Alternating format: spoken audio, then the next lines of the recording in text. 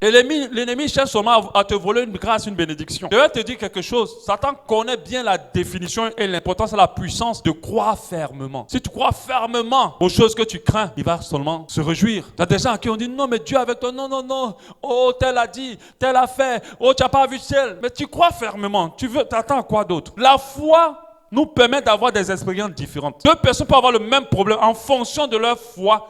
Ils vont vivre des conséquences différentes. Ils vont vivre des conséquences. Tout est une question de en quoi tu as mis fermement ta croyance. Si ta croyance est fermement sur ce que tu crains, ne t'étonne pas que les choses s'aggravent pour toi et que les choses ne s'améliorent pas. Satan est un intimidateur sans pouvoir sur ta vie. Ça, il faut l'écrire quelque part et puis tu colles dans ta maison. Et quand tu as commencé à avoir peur, tu lis ça. Beaucoup de choses peuvent t'arriver, mais rien ne t'arrivera. Tu n'as pas bien dit amen. Je dis beaucoup de choses peuvent t'arriver, mais rien ne t'arrivera. Et si ça t'arrive, Dieu est avec toi pour te sortir de là. Le malheur atteint souvent le juste, mais Dieu l'en délivre toujours. C'est une parole qu'on ne pensait pas. Moi, ce sont des paroles avec lesquelles je suis tout le temps. Je marche avec ces paroles-là. Même quand ça arrive, je sais qu'il y a une issue pour sortir. Quand tu dors seul dans une maison, comme par exemple à l'église ici, on vient, on t'enferme dans l'église là. On dit, toi, tu fais la nuit ici. Il y a des gens qui ne vont pas dormir parce que Satan va les intimider. Il dit, si tu vas commencer à attendre pas des gens dans la salle de l'église. Tac, tac, tac, tac. Oh, il y a quelqu'un dans l'église.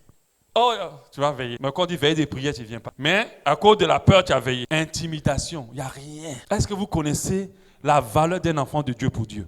Est-ce que tu réalises quelle valeur tu as pour Dieu? Quand on te dit les anges de l'Éternel campent autour de ceux qui craignent Dieu là, vous pensez que c'est écrit seulement dans la Bible? C'est une vérité sur ta vie. Mais tu vas rester là intimidé.